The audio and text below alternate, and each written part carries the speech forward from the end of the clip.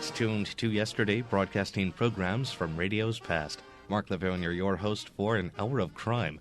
Later on, a story from Counterspy from 1949. But first, movie actor Dana Andrews stars in I Was a Communist for the FBI.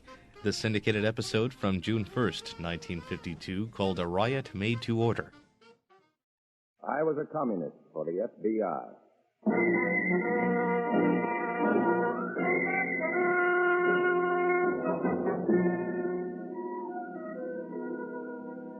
Starring Dana Andrews in an exciting tale of danger and espionage. I was a communist for the FBI.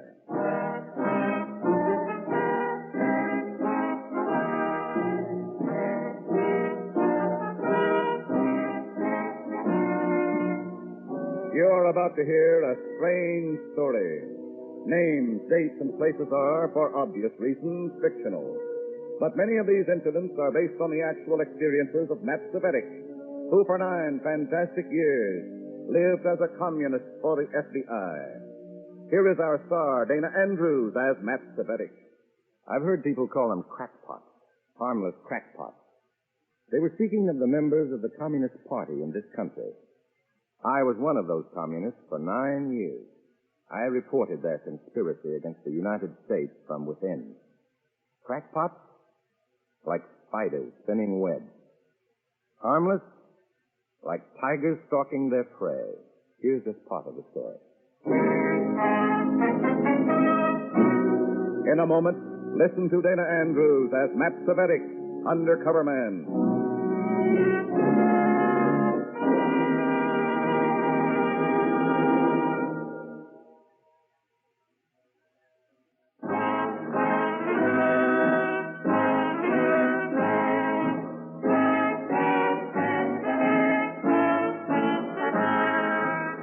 Now, here is Dana Andrews as Matt Savetic, Undercover Man.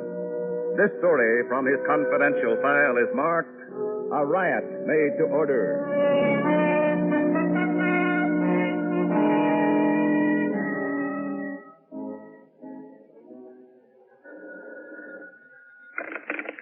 Hello? Matt Savetic. Speaking. Anton Drexel. Yes? You sound surprised. You were told that I would contact you. Well, that's right. It's just that here at work, it's this time of day, I'm at the Regent Hotel, room 406. I have matters to discuss with him.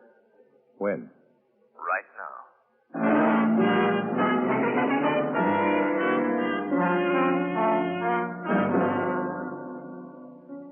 That's how you receive your orders in a communist party. Anytime, anywhere. And you obeyed to the letter, right now. I got up from my desk, and there were a dozen pair of eyes watching me. Communist eyes. Some I had put in this department of the United States Employment Service myself. But I knew there were others, watching, reporting. Had I shown any aggravation, any irritation, Drexel would have known about it immediately. I walked out with a smile, the perfect, obedient slave on the way to his master.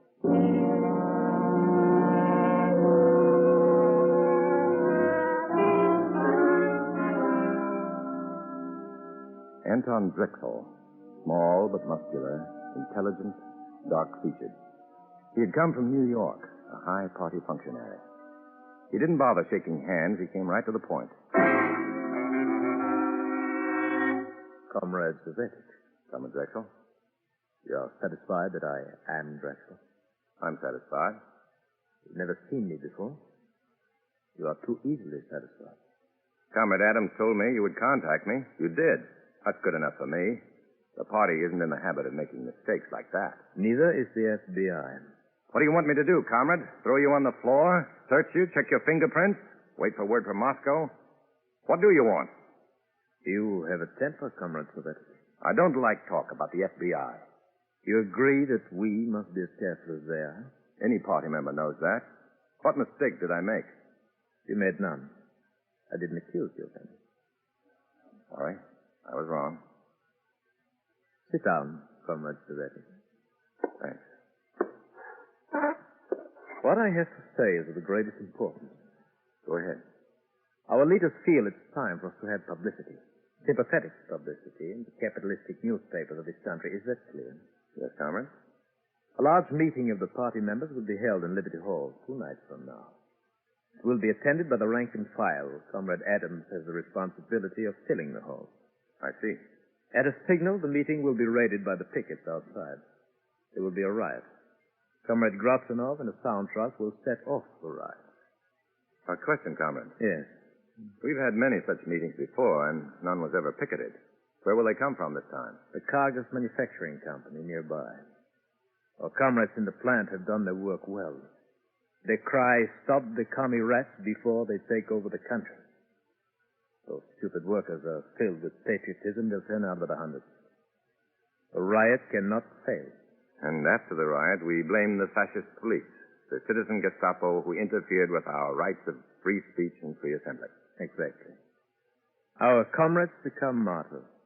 Others will rally to our cause in sympathy. Why do you tell me this, comrade? Everything is arranged. There's nothing for me. Oh, on the contrary. Everything depends upon you. You are responsible for the boys of the Control Commission, Comrade Sweepstake. They will mingle with the pickets, inciting them. At a signal, they will lead them into the hall. This riot cannot fail. But our own comrades in the hall, unarmed, they might be killed. Should anything so unfortunate occur, it will be to their glory to die serving the party. You are under orders, Comrade Pavetic. I shall execute my orders, Comrade Drexel. Anything more? You'll have help in your assignment. Comrade Franz will assist you. I don't need any help for this. I've done it before by myself, and besides, I don't Do want... you object, Comrade? I'm sorry, comrade. The party knows best. Will that be all? I shall be at that meeting. Good day, Comrade Pavetic.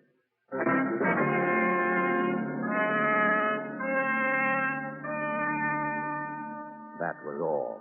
Just arranged for several hundred human beings to have their skulls cracked, their teeth knocked out. It was like sending invitations for a banquet of death.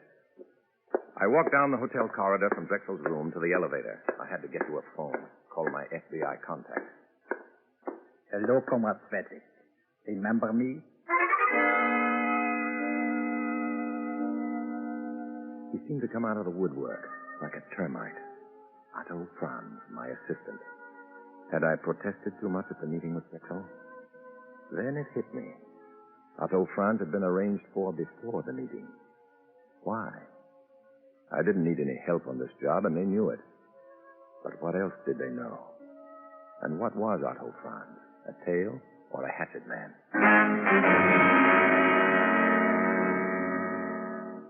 Hello, Otto. Comrade Otto to you, Sweepstake. Where did you come from, comrade?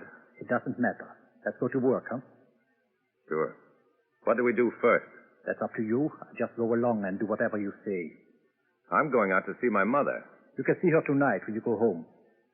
Look, comrade, you can follow me wherever I go. Those are your orders. But you're not telling me where I can go. Those are my orders.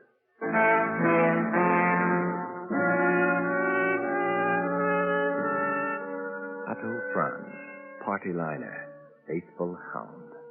The crack of the whip was all he understood. Nothing would pry him from my side. He had his orders, and so had I. We took a cab, and I gave the driver an address. Did you move to a new place, comrade? I'm going to see my doctor first. Something wrong? My stomach's been upset lately. Maybe you're nervous. Maybe.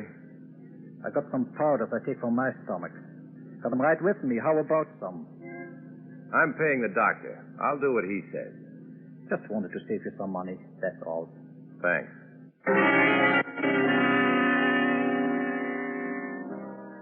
He stayed with me like a headache, right into the doctor's waiting room. When the doctor was ready to see me, I knew he wanted to follow, but he didn't quite have the nerve.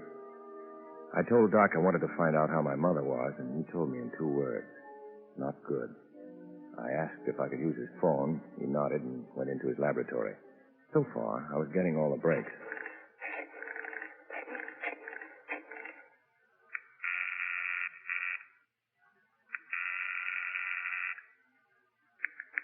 Miller speaking. Bandy Fletcher. Go ahead, Matt. They're staging a riot at Liberty Hall day after tomorrow. Several hundred party followers in the hall, and that many pickets or more outside. On signal, the pickets raid the meeting. Go ahead, Matt. Go ahead. It's up to you fellows now. You've got to stop this thing. We can't move in on anything like this, Matt. I'm afraid you'll have to carry the ball on this one. Look, I've got a tail on me right now. Everything's been set. What do you expect me to do? I'm sorry, Matt, but this is your... Yeah, I know. It's my baby.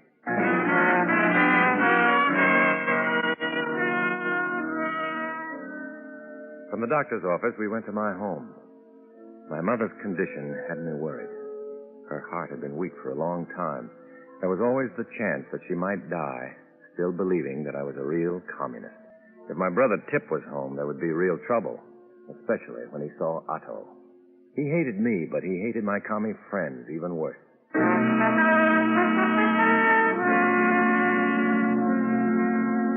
Tip wasn't there. I almost felt good. The little breaks were coming my way, but I needed a big one. Real big. Otto showed a rare streak of decency. Your mother upstairs, comrade? In bed.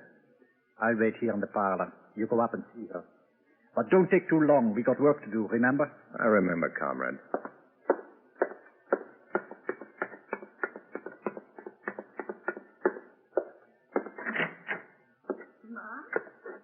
Mom. Oh, Matt, you all right? Sure, Mom. I'm great. But what's this I hear about you? Oh, with me is nothing. Just a little tired. You the one I worry about, Matt. There's nothing to worry about. I'm doing fine. Just look at me. Oh, you are in trouble, Matt. The government, Matt. Those men from Washington. The FBI. Yes? They're after you, I know. Oh, Mom, you're all wrong. Won't you listen to me? All the time I pray for you, my boy, that God should make you give up what you are doing against the government of America. But, Mom, can't you see... Promise me, Matt. So little I ever asked from you. I can't, Mom. What? Are you all right? It don't matter no more. How can I be all right when against the United States one of my boys is working? Look, Mom, I got to run along now. Next time, I want to see you up and around and baking a cake. You hear? Still, I pray for you, Matt, that God should take care of you. You are still my boy, and the mother can't forget.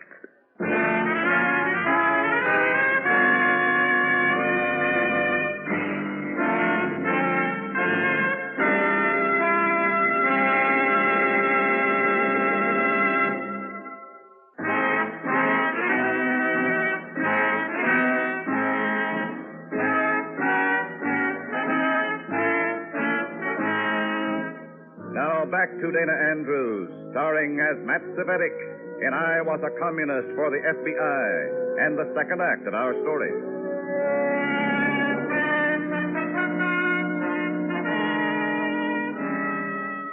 Otto stayed with me the next 2 days. He never let me out of his sight. We took a hotel room because I told him my mother was too ill and I didn't want to bother her at home. Why was I given this insignificant job and a guard? Did they suspect I might sabotage their riot if I had a chance? In 2 days, I hadn't been able to think of a single plan. And then the phone rang. That's the phone, comrade. It's for you. You amaze me, Comrade Franz. You must be psychic. Answer it. Yes? Comrade Cvetic. Speaking, Comrade Drexel. Meeting is tonight.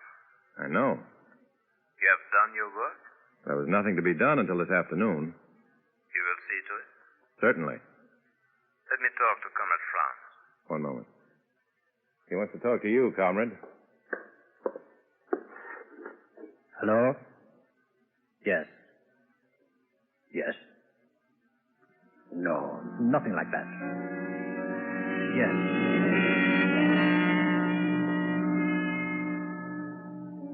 Drexel knew where to call. I hadn't told him, and Otto was with me every moment. Were they watching both of us? Or had Otto somehow given me the slip? I shuddered. One mistake was all you ever made in a spot like this. Your first and last. He was watching me, still talking at the phone. Yes, comrade.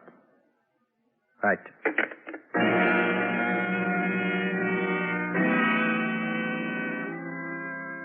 He sat there, staring at me, his face a complete blank. Other comrades had been pushed from hotel windows. The papers called it suicide, and the public believed the papers. I started toward the door. It's time to round up the boys for tonight, comrade. Comrade Drexel seemed a little worried that I'd not done it before this. I know. Well, are you coming, or do you stay here? I got my orders, comrade. I go with you.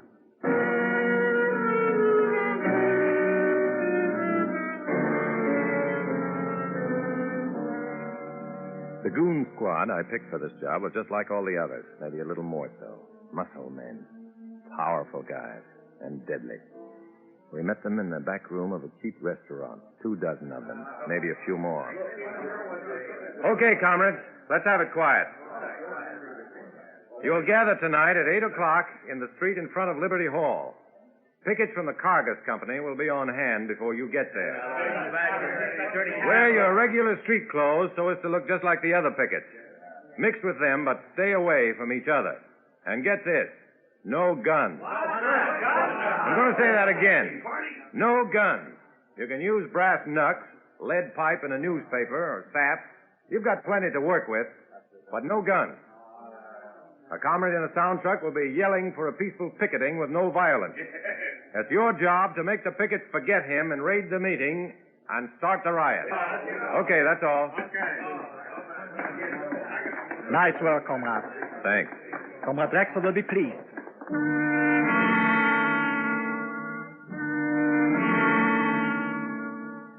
Everything that night went according to schedule.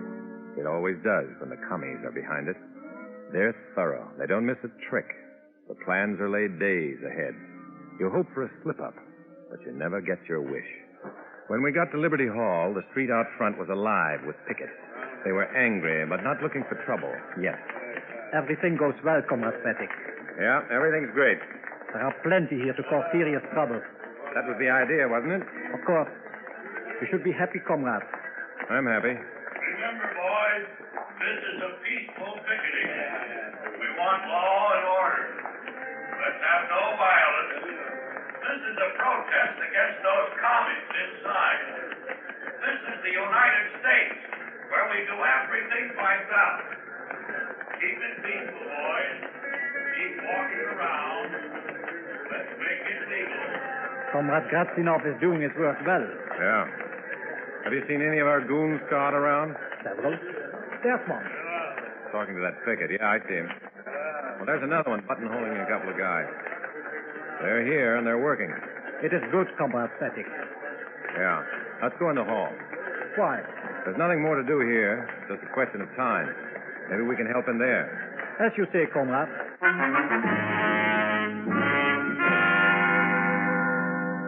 Inside the hall, everything was proceeding according to schedule.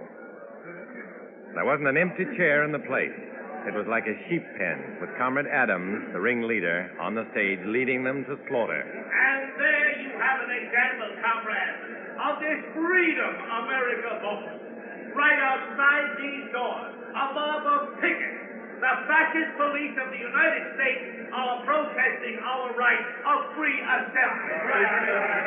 That's why we are here tonight, to protest this wanton usurpation of our rights, to demand what our forefathers... The party line, the same old hogwash.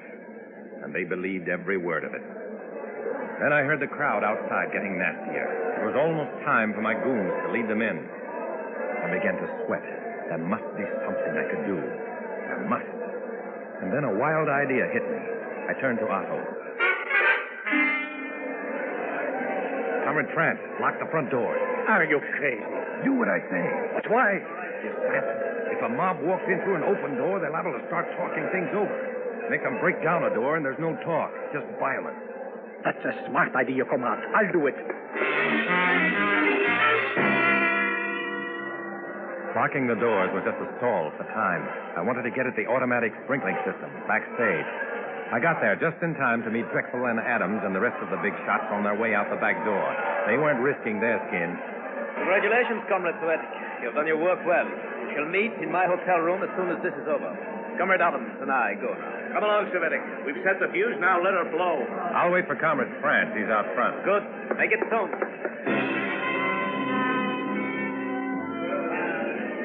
I was standing right next to a wall ladder. It led up into the rafters, and from there I could reach one of the valves of the sprinkling system and melt off the protective wax cap. I started up the ladder, and I saw Otto coming back. I jumped down. He hadn't seen me. Your idea works, comrade. Listen to them. They're like wild beasts outside. Good work, comrade. When those doors break, hundreds will be hurt.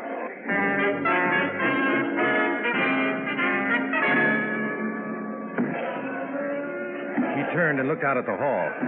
I gave him the heel of my hand at the base of his neck. He went down in a heap and stayed there. I shinned up the ladder and held my lighter under the valve. No one saw me. The commies inside were panicked. They didn't know what to do next. The pickets were stopped at the door, but it wouldn't be for long. I heard the door go. I heard the pickets crash through. I had to stop this somehow. Lives depended on it. I broke out into a sweat. Would that valve never melt?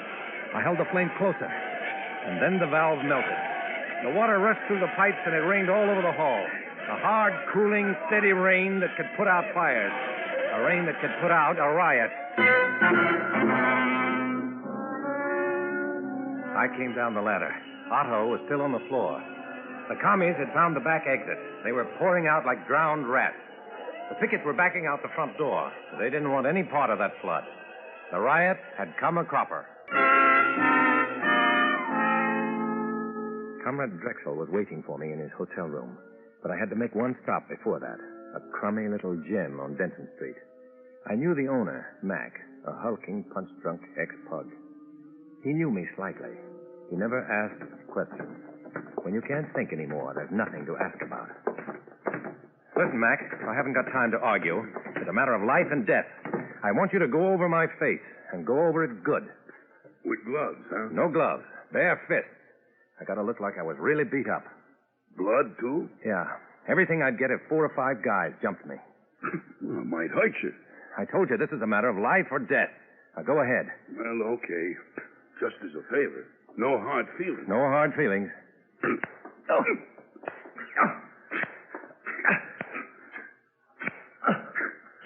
When Mac began to blur, I knew I had enough. He helped me to the door, and I staggered into the night.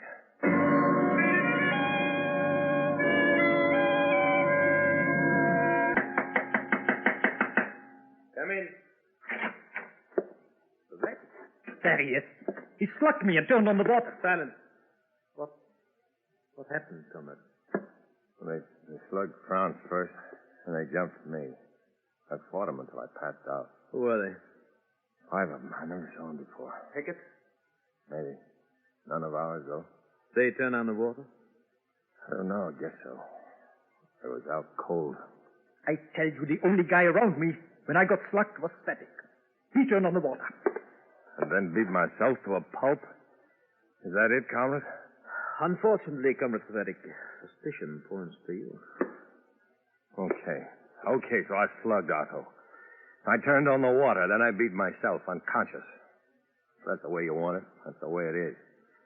You're acting as a control commission. Okay. I confess everything. Let's get this over with. I've remarked before, Sweepstake, your violent temper. Why not? I've done everything I could to make this job a success. And then I'm questioned like a dirty, double-crossing traitor. In the name of the party. What more do you want from me? Take it easy, Sweepstake. Sure, I'll take it easy. You need a doctor's care, Comrade Sweepstake. I suggest that you go immediately. The story seems true. Your face is proof of that. But we shall investigate further. Is that all, Comrade? That is all. For now.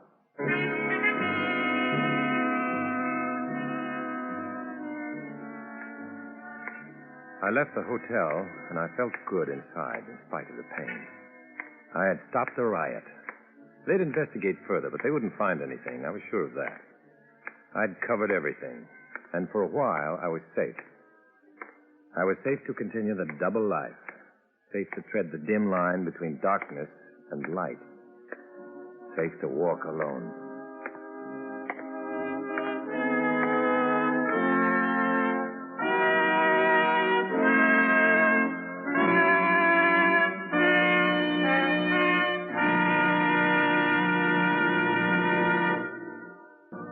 This is Dana Andrews. These stories, many of them based upon actual events and happenings in the real-life experiences of Matt Lavonier, are brought to you in order that you may be aware of the insidious working from within of the Communist Party.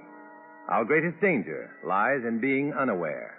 Our greatest safety in a knowledge of what we are fighting against. For this reason, I urge you to listen again next week when we will dramatize another exciting adventure from the official records of Matt Lavonier. Join us then, won't you?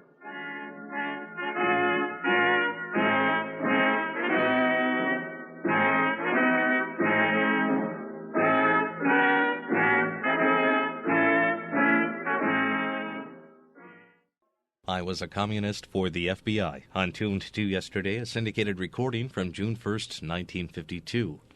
You're listening to an hour of Golden Age of Radio crime. On Tuned to Yesterday, I'm your host, Mark Lavonier. And now, crime, intrigue, mystery, suspense, and much more in an episode of Counterspy. This series was produced by Phillips H. Lord, who brought some of the most famous crime shows to radio, including Gangbusters and Mr. District Attorney, both having lengthy runs on radio. The Counterspy show itself was heard on various networks from 1942 through 1957. This episode next, called The Case of the Sweepstake Murder, heard on ABC on October 4th, 1949. Counterspy.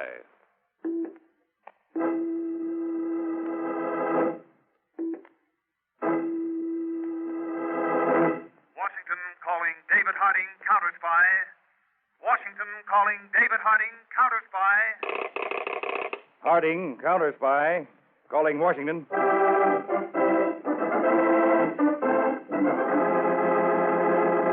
United States Counterspies, especially appointed to investigate and combat the enemies of our country, both at home and abroad. Tonight, the case of the Sweepstake murders. Another Counterspy report to the American people.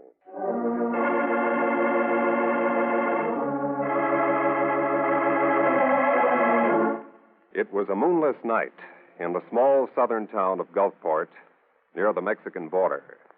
In a dimly lit, evil-smelling corridor of a rooming house, two shadowy men stood before a closed door. Tom, you sure this is the room? Positive, Sheriff. Let's go in. Wait, Tom. Get away from the door. But what? Get back alongside it. That's it. Let's see if it's unlocked. Yeah, it is unlocked. No light in the room. Now listen. I'm going to shove the door open, shine my light in. You stay right where you are till I tell you. Okay, Sheriff.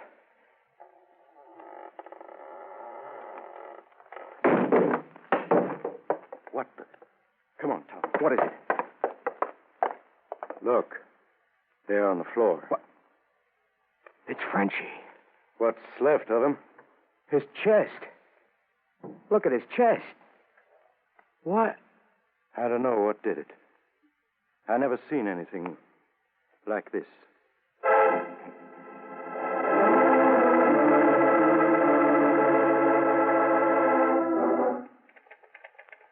It's obvious, Uncle Si. The big shots in the sweepstakes racket found out Frenchie was going to talk to a newspaper reporter. Me. So they killed him. I never saw anything so horrible. It's an outrage, Tom. But if they think they've stopped me, they got another thing coming. I found something in Frenchie's room tonight which just might lead me to the men we want. No? What did you find? I'll tell you all about it when I bring in the story. I've got to be on my way. Yeah, no, Tom. One man's been murdered already. I don't want anything to happen to you. Oh, now, look, Uncle Si, this is a terrific story. Thousands and thousands of Americans are buying tickets on what's supposed to be an official Mexican sweepstakes. But the Mexican government says it doesn't know anything about it. Yes, I know. And tonight, the racketeers proved they're murderers, too. Is the Gulfport Gazette going to laugh that off? That's not the point, Tom. I can't let my own nephew risk his life. Your nephew has to take the same chances any other reporter would take. See you later, Uncle Si.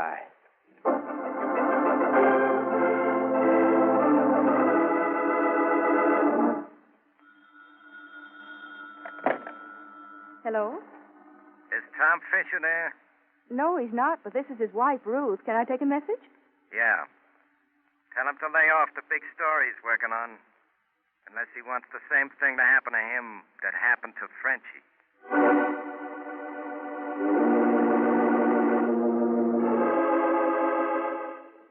Tom, that man on the phone frightened me. Darling, please drop the story you're working on. Drop the biggest story that ever came my way? Don't be silly, Ruth. But I don't want anything to happen to you. Nothing's going to happen to me. Now, where? Oh, here it is. What's that? Oh, something I picked up in Frenchie's room. Looks like a poker chip. Uh-huh. Well, I gotta get moving.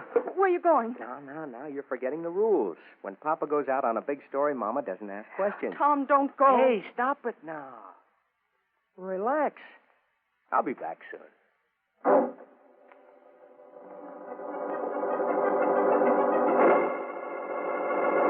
Hey, you in the launch.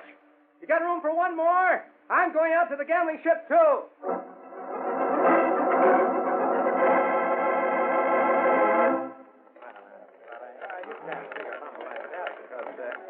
Number 22, Black Indian. Number 22. Place your bet, please. Place your bet.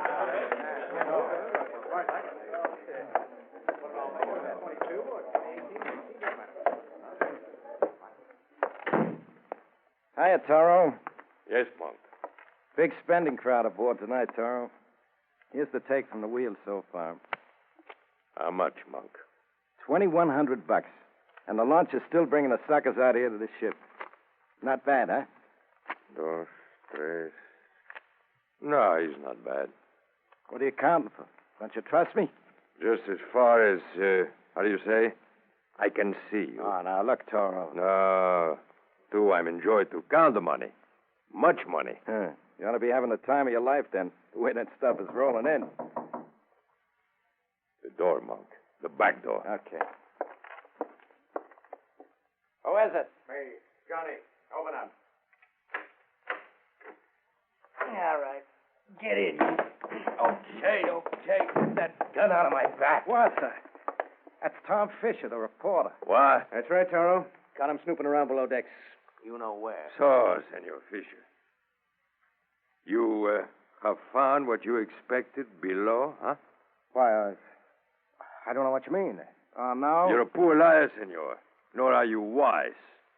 You should have heeded the advice conveyed to your wife. Then she, would not become a widow. What? Now, listen, Toro. You know, senor, that I was once a matador, a fighter of bulls. No, This case contains two of my favorite swords. This gold-hilted one was presented to me by enthusiastic aficionados in Mexico City after a corrida in which I dispatched 6 of the bravest and fiercest bulls ever seen in any arena. As you see, from the side, the blade appears to be straight. But if you hold it this way, observe how the blade curves to penetrate to the bull's heart. And now, Senor Bull, I am sighting on your heart.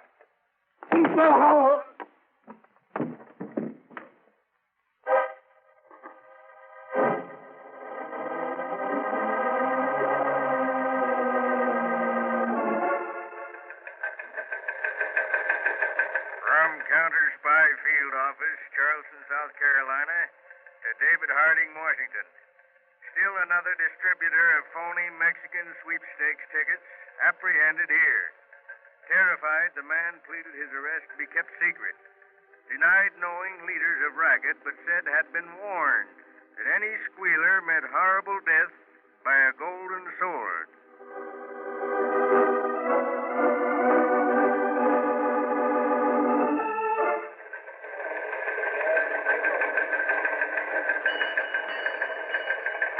Attention, all Counterspy Statistical Department personnel.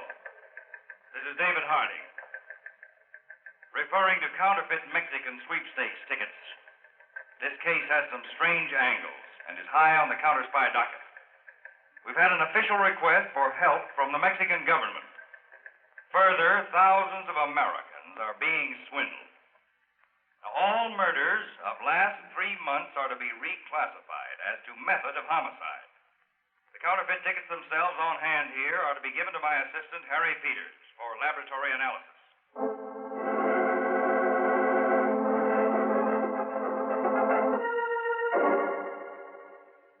Here it is, Dave. The paper those phony sweepstake tickets were printed on is the 34-pound super newsprint stock. Oh? It was made by the Southwest Pulp and Paper Mill in Orengo, Texas. Texas, huh? Did you get a list of their customers, Peters? We can't get that for a day or two. The mill had a fire last week. The records are in a mess. Oh, fine. They told me, though, a couple of hundred newspapers buy super newsprint for their rotogravure sections, this particular grade, in addition to printers all over the country. That's many, huh? I told you this would be tough.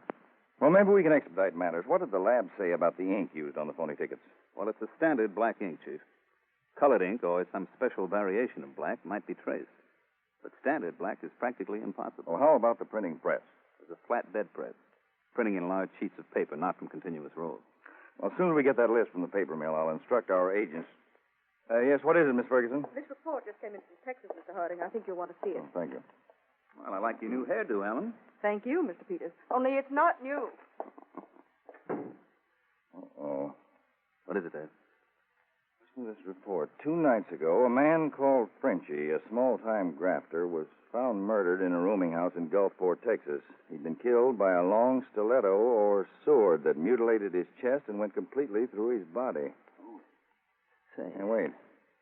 Early the following morning, the body of a young newspaper reporter, Tom Fisher, was found in the Gulf, just off Gulfport. He'd been murdered in exactly the same way. Dave, that report from our Charleston office about the distributor who was peddling the phony sweepstake tickets. Didn't he say something about a sword? Right, Peters. He said that anyone in the racket who squealed died horribly by a golden sword. Wait a minute now. Let's take a look at this map here. Oh. What, Dave? Here's Orengo, where you said that paper mill's located. Mm-hmm. And here's Gulfport. About 100 miles away. Peters, we've got to shortcut the job of tracing this paper. I want you to grab the first plane for Gulfport and go to work.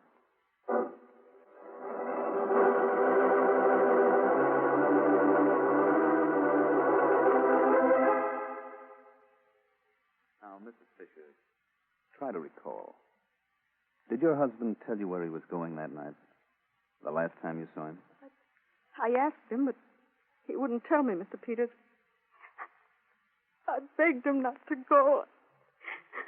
Now, try to pull yourself together. Come on now. I'm sorry. That's better. Now, Tom's editor, his uncle, said Tom didn't have any real clue to the men behind the phony sweepstakes racket. Did Tom tell you anything that he didn't tell his uncle? No. Tom said he just looked around the room of that poor man who'd been murdered. Frenchie, yes. Now, try to remember, Mrs. Fisher, this is very important. Tom may have said something which we might use as a clue, some little thing. But he didn't. We had a rule. There was something. Yes? A poker chip. A golden poker chip. A poker chip? Only this one was gold, and it had the picture of a bull on it. Tom said he found it in Frenchie's room. Well, ordinary poker chips aren't usually gold. They're white, red, or blue. But they do have gold chips, the high-priced ones, in gambling houses. Are there any gambling houses in Gulfport, you know? Not in town, but there's a ship out in the Gulf, a converted yacht, where people go to dine and dance and gamble. El Toro, it's called. It's very popular. El Toro. Toro means bull in Spanish, and there was a picture of a bull on the chip your husband had. Oh. Mr. Peters, do you think that's where Tom went that night? It could be. That's where I'm going now. I'll go with you. No, Mrs. Fisher. This might be dangerous. I don't care. I want to find the man who killed my husband. Mrs. Fisher, that's my job. You stay here, and I'll keep in touch with you. I'll see you later.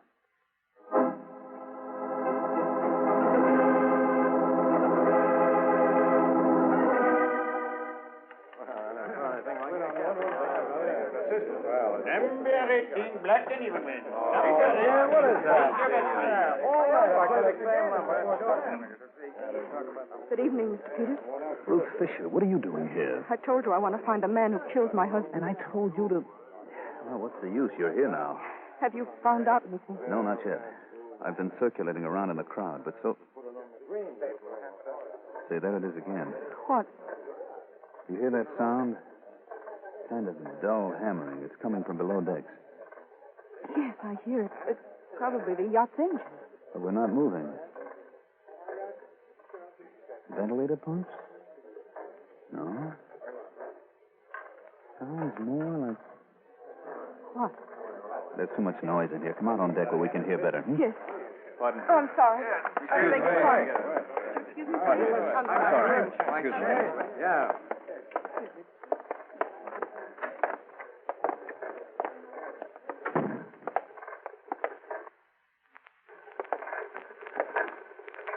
Mr. Peters. Wait. Yes, by George, I think I know what that sound is. What? A printing press. A printing press out here on a boat? I'm sure it is. It seems to be coming from below decks. Come on, Mrs. Fisher. The stairs are over this way. Look out, Mr. Peters. There are two men behind you. What? Oh! That does it.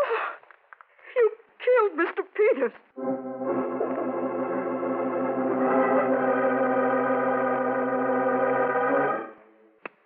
Miss Ferguson, Yes, Mr. Harding. any word from Peters in Gulfport yet? Not a thing. I'm worried, Mr. Harding. So am I. I'm flying down to Gulfport. I was hoping you'd say that. Call the airport. Tell them to get a plane ready. Then call Merck Kennedy at the field office in Dallas. Tell him to meet me in Gulfport. I'm leaving at once.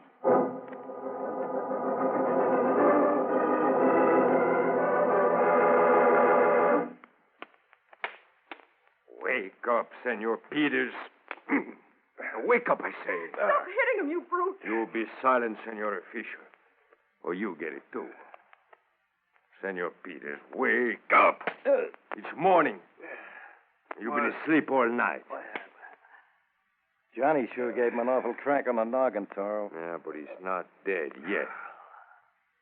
So wake up, you pig of a counterspy. What? He's coming too. Well,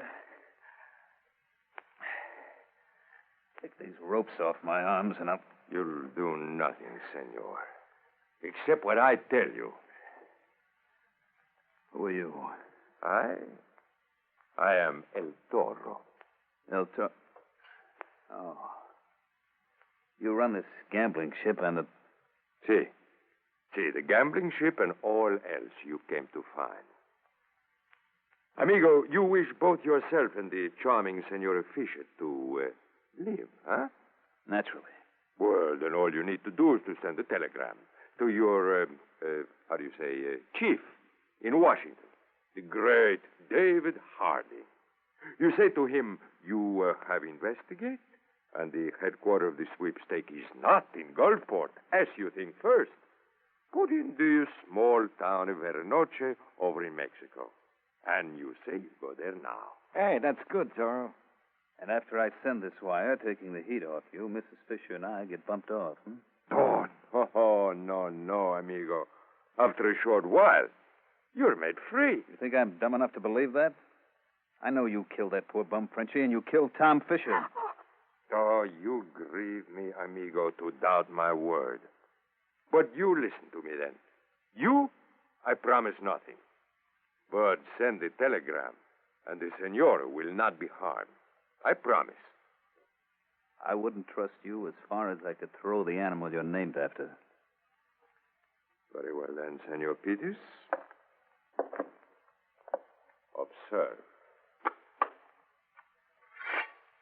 Here is my gold-hilted matador sword, with which I dispatched the treacherous Frenchie and the reporter. Now, you do as I say, or I kill Senora Fisher here right before your eyes. No! Well, what do you say, senor? Okay, I'll send the wire. Now you're talking. Bueno. There's a telegraph pad here on my desk and pen and ink. Now write. All right. Untie my hands. Well, that is simple. With the sword. But try nothing rash, amigo. I know when I'm licked. Now, let's see. There's not much ink in this inkwell. Oh, there's enough for the purpose. It's enough to blind you for a moment. I'm blind. No, you don't. You throw things in my eyes. You what? Kill you. That's the whole you, monk. Give me that gun. Here are you, monk. Bad luck. Toro got away. No use our running out into another trap. Ruth, help me push the desk against the door. I want to try and figure something out. All right.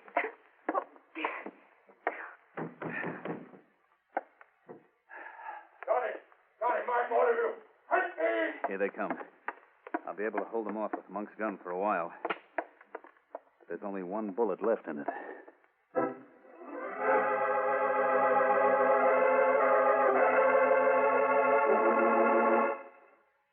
I just had a session with Gulfport Sheriff, Mr. Harding.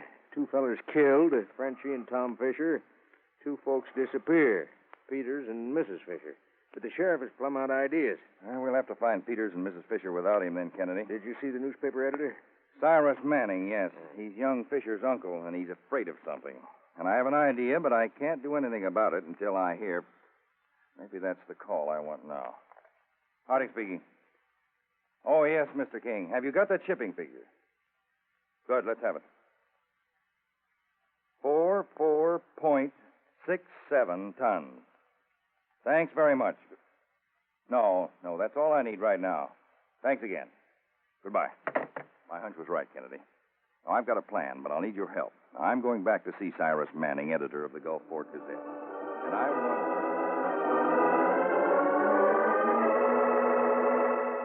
Now, listen, Mr. Manning.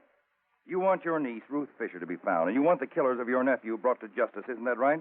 Naturally, Mr. Harding. Well, then tell me who killed your nephew and who's responsible for your niece's disappearance. I don't know. You're afraid to talk. You're afraid you'll be killed, too, by the golden sword. That's not true. But, Mr. Manning, the men you're protecting can't afford to let you live. You know too much. Your only chance to save your life is to confide in me. Those fellows may be planning to murder you at this very moment. Look out, Mr. Manning. Get out on the floor. Good heavens. Somebody shot at you from the window. Go back here. Too bad, Mr. Manning. He got away. Mr. Manning, you all right? Yes, I think so. Good See, heavens. I told you. You were in great danger. Use your head, man. Talk before it's too late.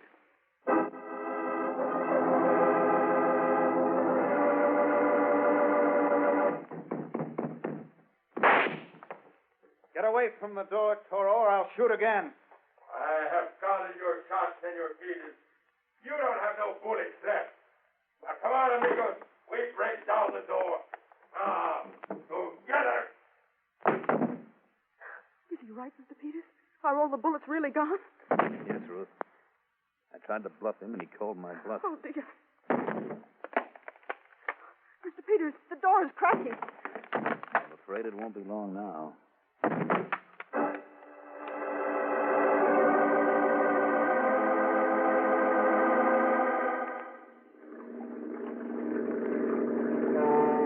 Well, there's the gambling ship, Mr. Harding. The El Toro. Right, Kennedy. Bring us in alongside, Lieutenant. Yes, sir. Mr. Harding, aren't you scared there's innocent patrons aboard? No launches have come out here all day, Kennedy. All right, men, check your weapons. Prepare to board. Lieutenant, head us in. Cut your engine.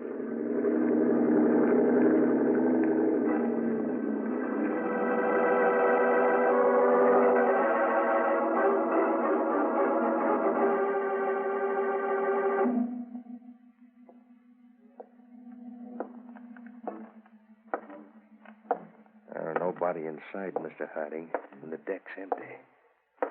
I don't like it, Kennedy. I sent 6 men down the port side. You want us to go up on this side? Now, let's go. That's a trap. Hit the deck, men! Return their fire!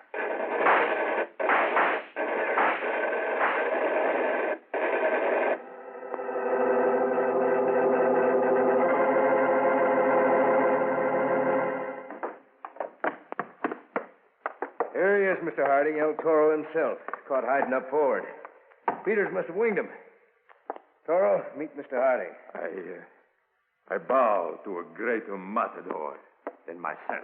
Save that baloney for your trial, Toro. All right, Kennedy, handcuffs, and hold him aboard our cutter. Peters, you all right? Found us $1, Dave. Good. So these are the presses Toro used for printing the phony sweepstake tickets. Yes. Pretty clever setting them up down here in the hold. Well, he'll never print any more tickets, Peters. That ex-bullfighter is going to the electric chair. By the way, Dave, Kennedy told me about the trick you and he pulled on Manning, the newspaper editor. Firing blank shots near him to make him think Toro was after him, so he'd talk. Well, fortunately, it worked. How did you happen to suspect that smooth old mint julep was part of this gang? When the Southwest Paper Mill reported that the Gulfport Gazette bought super newsprint from them, I checked their shipping records against Manning's daily inventory. The inventory was short, which made me suspect that Manning was diverting paper to Toro for his sweepstake tickets. Well, it was all a well-concealed connection, Dave. Yes, Toro was very clever with his golden sword, but you'll find it won't cut the lock to the death house door.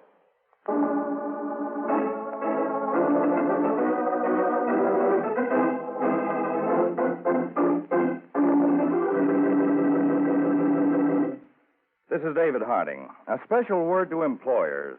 Give work to our handicapped veterans. Next time a job opens, write to Captain Maurice Witherspoon, Masonic Veterans Committee, 71 West 23rd Street, New York City. Give our fighting men a fighting chance for rehabilitation. Tune in every Tuesday and Thursday, same time, same station to Counterspy. Counterspy, on Tuned to Yesterday, an ABC episode from the 4th of October, 1949.